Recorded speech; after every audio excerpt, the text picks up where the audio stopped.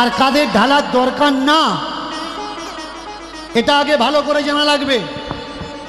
আজকে তাকিয়ে দেখুন, পুরো হিন্দু সমাজ ব্যবস্থাপনা নষ্ট কারা করছে?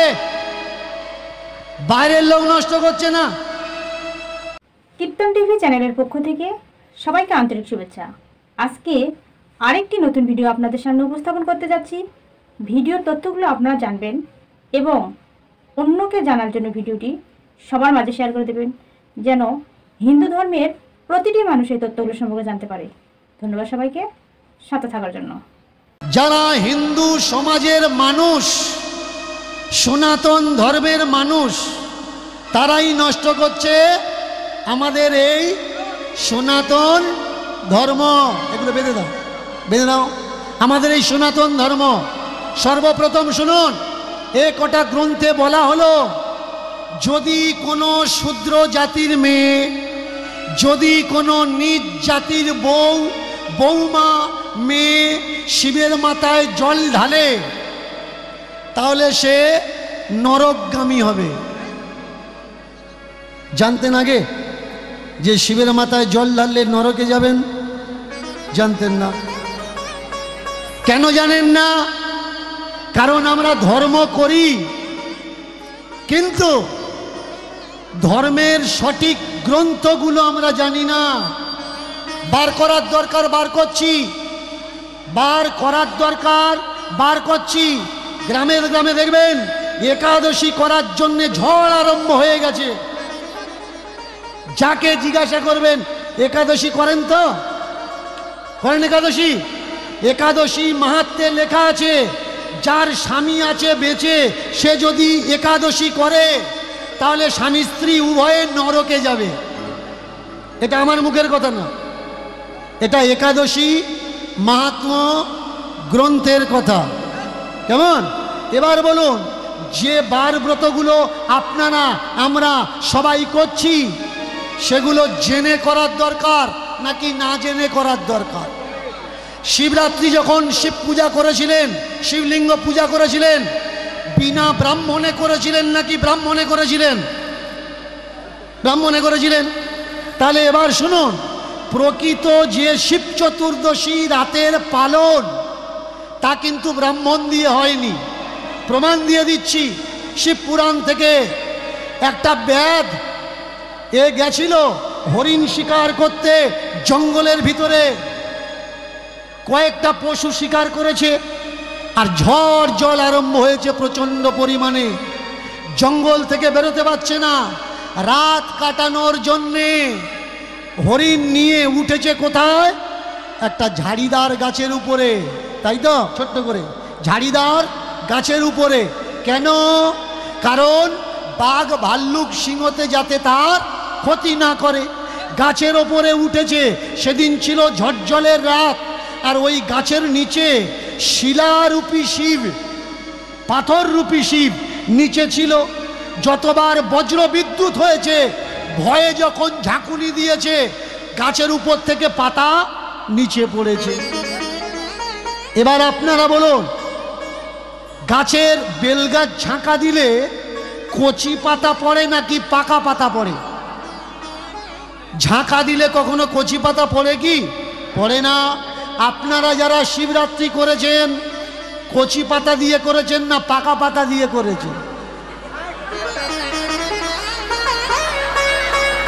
পাকা পাতা। এবার মন দিয়ে শোনো, সেদিন ছিল ভয়ঙ্কর রাত। ওখান থেকে ও যে ভয়ে পাতাগুলো পড়েছে নিচে শিলার মাথায়, মাঝখানে কোনো ব্রাহ্মণ ছিল যে বল ওম নমঃ শিবায় স্বস্তি নঃ বিল্লপত্র দদাত বলেছিল? বলেনি। ও ভয়ে ঝাঁকা দিয়েছে, পাতা পড়েছে, ওতেই ওর পুণ্যি হয়ে গেছে। মানে শিব পূজাতে ব্রাহ্মণের কোনো প্রয়োজন নেই। কি বুঝলাম আমরা ধর্মগ্রন্থ দিয়ে? কি শিখবো আমরা? আমরা যেটা শিক্ষা সেটা কেউ শিখছি না, আমরা যেটা নেওয়ার সেটা কেউ নিচ্ছি না। ধর্ম কি? এই যে ধর্মগ্রন্থ, এগুলো কি? এগুলো জীব শিক্ষার জন্যে। যেমন মেনে চলুন, আমরা কাঁঠাল কিনি, বাজার থেকে কিনি, তো কাঁঠালের পুরোটা রান্না করি, কাঁটাগুলো তো বাদ দিই ইঁচড় রান্না করার জন্যে। মেনে চলুন আমরা পাকা কাঁঠাল কিনলাম, পাকা কাঁঠাল বাজার থেকে এনে আমরা পুরোটা খাই কি? তার নাড়ি ভুঁড়িগুলো বাদ দিই। তাহলে ধর্মগ্রন্থ মেনে চলুন, একটা রামায়ণ, একটা মহাভারত, একটা ভাগবত, একটা গীতা, একটা পুরাণ যদি আমরা পড়ি, তাহলে পুরোটা গ্রহণ করছি কেন? তাতেও তো কিছু বাদ দেওয়ার আছে, সেগুলো আমরা বাদ দিই না।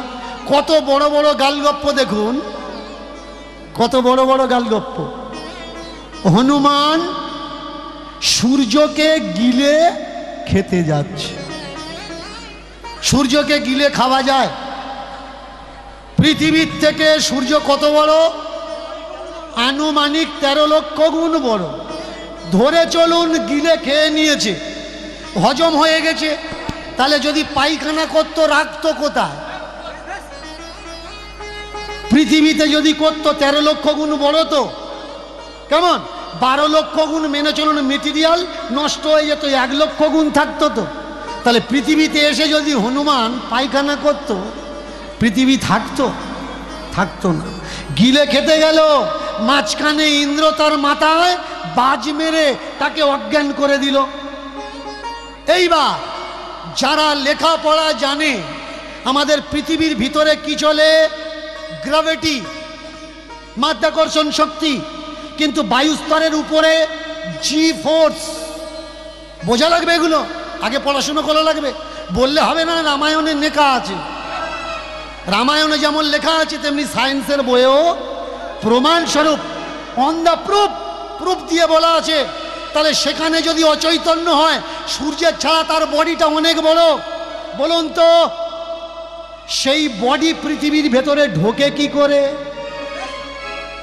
সূর্যকে যে গিলতে যাচ্ছে, সূর্যের ছাড়া তার মুখ বড়, আর মুখের ছাড়া পুরো বডি বড়। তাহলে 13 লক্ষ গুণ আনুমানিক যদি সূর্য বড় হয় পৃথিবীর থেকে, আর সেই সময় যদি হনুমান অজ্ঞান হয়, তাহলে হনুমান পৃথিবীর ভেতরে ঢোকে কি করে? মেনে চলুন ঢুকলো। এইবার তাকে বিভিন্ন দেবদেবী আশীর্বাদ করছে। কেন? পবনের ছেলে হনুমান। হনুমানের বাবার নাম কি? হনুমানের বাবার নাম কি? পবনদেব। হনুমানের বাবার নাম হচ্ছে কেশরী। কেশরী।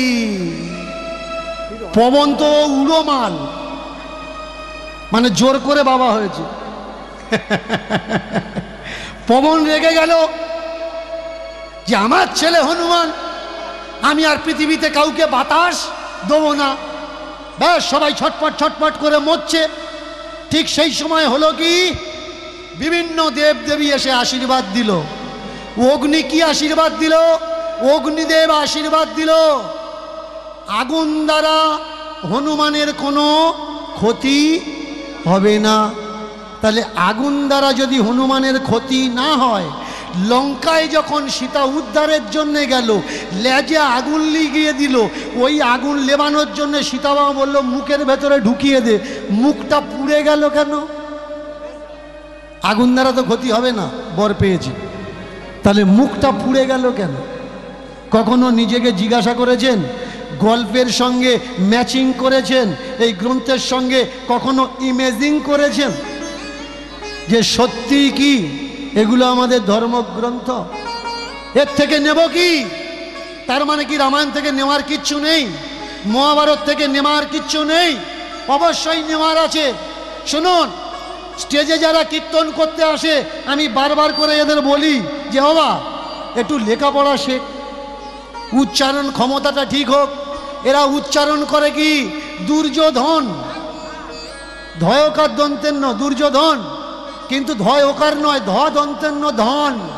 ধন মানে সম্পত্তি, আর ওটা কি দুর্যোধন। দুর্যোধন শুধু তাই না, এতক্ষণ বসে বসে শুনছিলাম শুকুনি, তালবেশয় হর্ষৌ, শুকুনি। শুকুনি মানে কি? আর শকুনি, শকুনি মানে কি? যিনি শোককে হজম করে ফেলেছে তাকে বলা হয় শকুনি। তাহলে আমাদের ধর্মগুরু কারা? যাদের নিজেদের উচ্চারণ ঠিক নেই, যাদের শিক্ষা নেই, ব্যবস্থাপনা নেই, তারা হচ্ছে আমাদের ধর্মগুরু। এই রামায়ণ আর মহাভারত, মহাভারত থেকে আমরা কি শিক্ষা নেব? মহাভারত আমাদের শিক্ষা দেয় নিজেদের ভাই ভাইয়ের ভিতরে, জাত্তকুর্ত ভাইয়ের ভিতরে, নিজের ভাইয়ের ভিতরে, পাড়াতুতো আত্মীয় বন্ধু বান্ধবদের ভিতরে কখনো জায়গা জমি নিয়ে জেদ করো না। যদি এক বিঘত কম হয় মেনে নাও, কিন্তু মামলা পর্যন্ত যেও না, যুদ্ধ পর্যন্ত যেও না। কিন্তু চমৎকার কোন জায়গায়? গ্রামে গ্রামে দেখবেন মহাভারত কারা পড়ে? যারা জায়গা জমি নিয়ে বেশিরভাগ ঠকবাজি করে মামলা চালাচ্ছে। তবে খুব কম মানুষ আছে যে কটা ক্লিয়ার, পরিষ্কার। বেশিরভাগ মানুষ দেখা যায় ভাইয়ের জায়গা জোর করে দলিল করে নিয়েছে, অন্য জনের জায়গা কেড়ে নিয়েছে, তারা পড়ছে মহাভারত। রামায়ণ থেকে কি শিক্ষা নেবেন? রামায়ণ থেকে শিক্ষা নিতে হবে রাম আর রাবণ। এই রাবণ যিনি স্বর্গ মর্ত পাতালের রাজা, তিনি হেরে গেলেন রামের কাছে। কেন রাবণ হেরে গেলেন জানেন কি? আর রাবণের কাছে কিচ্ছু নয়। যম যার বাড়ির চাকর, চন্দ্র সূর্য যার ঘোড়ার ঘাস কাটত, সে হেরে গেল কেন? কারণ রাবণের ভাই রাবণের সাথ দেয়নি। সংসারে যদি কোনো ভাই কোনো ভাইকে সাথ না দেয়, সে যেখানে যাবে হেরে যাবে। আর রাবণে প্রভু রাম জিতেছে কেন? এই কারণে জিতেছে, সে শক্তিশাল নিজের বুকে নিয়েছে, কিন্তু দাদার কোনো ক্ষতি হতে দেয়নি। এই হচ্ছে রামায়ণ আর মহাভারতের ছোট্ট একটা জ্ঞান। কিন্তু সেই জ্ঞান নিতে গিয়ে রাম, সীতা, হনুমান, লক্ষ্মণ ধর্মটাকে যেন চচ্চড়ি করে ফেলেছে। ধর্মের ক্লিয়ার সংজ্ঞা আমরা বই পড়ি কেন? ছোটবেলায় যখন কবিতার বই পড়ে টিচার আমাদের বলতেন, গুরুজি আমায় বলতেন, সারাংশ বলো। সারাংশ মানে কি? পুরো কবিতাটা বলা লাগবে না, কবিতার থেকে যে সারটুকু সেটুকু বলো। মহাভারতের সার কি?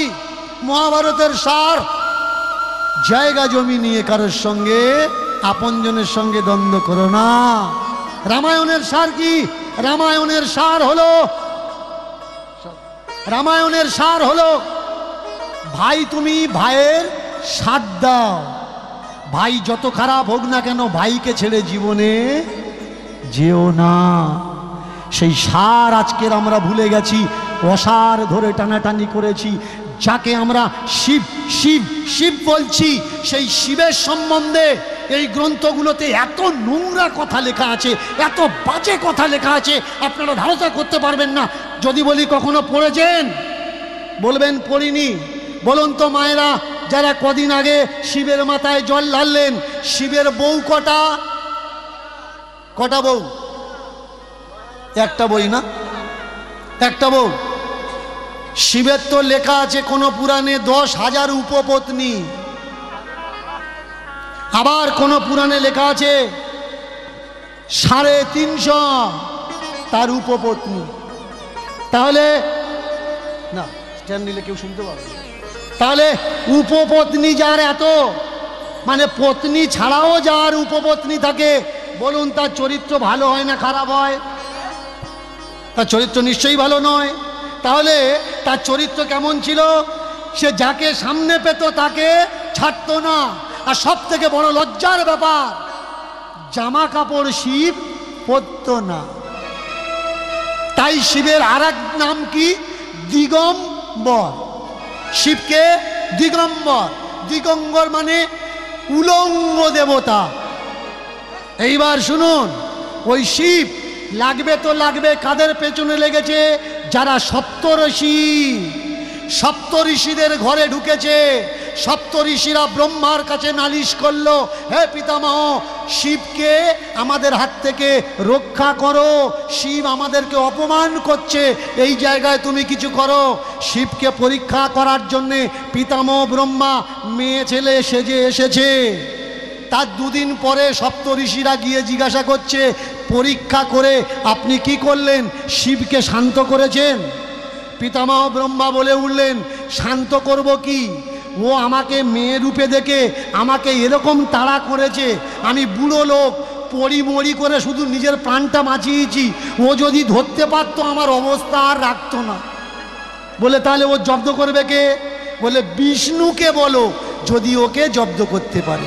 সপ্তঋষিরা বিষ্ণুর আশ্রয়ী হলো। এটা আমার মুখের কথা না, পুরাণের কথা, কখনো পড়ার দরকার। সপ্তঋষিরা বিষ্ণুর আশ্রয়ে গেলে বিষ্ণু কি বললেন? বিষ্ণু বললেন, যেটা দিয়ে ঝামেলা, যা দিয়ে অশান্তি, ধরো কেটে বাদ দাও। ব্যাস, সপ্তঋষিরা মিলে বহু চক্রান্ত করে তার শরীর থেকে তার লিঙ্গকে বাদ দেওয়া হলো। কিন্তু ওই লিঙ্গের তেজ যেমন পৃথিবীকে ধ্বংস করে দিচ্ছে। বিষ্ণু বলল, পাথর দিয়ে থেঁতে নষ্ট করে দাও। পাথর দিয়ে থেঁতা হলো, কিন্তু নষ্ট হলো না। পরে সতী যোনি রূপ ধারণ করে সেই লিঙ্গকে ধারণ করেন। এ যে বড় লজ্জার ব্যাপার। হে ভগবান বিষ্ণু, এই লজ্জা পৃথিবীতে লুকাবো কি করে? বলল, বেলপাতা দাও, দিয়ে ঢাকা দাও। এই লজ্জা মানুষের দেখার দরকার নেই। শিবলিঙ্গের মাথায় বেলপাতা কেন দেওয়া হয়? যাতে এই লজ্জা ঢাকা থাকে। কিন্তু আমার সমাজের মা বোনেদের কোনো লজ্জা নেই। রাত্রে না খেয়ে থেকে 4 টাইম গিয়ে জল ঢালছে। ভালো করে জল ঢালো, আগে জানার দরকার কোন জায়গায় জল ঢালবেন আর কোন জায়গায় ঢালবেন না। আমি বলবো না যাবেন না, অবশ্যই যাবেন। একবার কেন, প্রত্যেক মাসে অমাবস্যার চতুর্দশী আছে, প্রত্যেক মাসে গিয়ে জল ঢালুন। কিন্তু বলুন তো, আশেপাশের যে গাছগুলো আমাদের অক্সিজেন দেয়, আমাদের ছাড়া পরিত্যাগ করা কার্বন ডাই অক্সাইড যারা অ্যাবজর্ব করে, সারা বছরের ভিতরে পাড়ায় কোন কোন গাছে জল দেন একটু বলুন তো। অ্যাকচুয়ালি যারা আমাদের উপকার করছে প্রত্যক্ষভাবে পরোক্ষভাবে, আমরা তাদের কারোর খেয়াল রাখি না। কিন্তু যারা আমার উপকার করে না, কোনো কাজে লাগে না, দুধ, জল, গঙ্গা জল, ঘি, মধু, তাতে আমরা ডলে যাচ্ছি। আমার বলার উদ্দেশ্য এই নয় দেবেন না, কিলো কিলো ঘি দিন, কিন্তু কখনো কখনো গাছের গোড়াতেও তো জল দিন। এইসব সত্যগুলো জানানোর জন্য কে এসেছিলেন? আমার মহাপ্রভু। এটা আমার মুখের কথা না, মহাপ্রভু ক্লিয়ার বলে দিলেন। ব্যাসদেবের লেখা কোনো গ্রন্থ পড়ে কখনো কৃষ্ণকে জানা যায় না। এর জন্য ব্যাসদেবের লেখা কোনো গ্রন্থ পড়া উচিত না।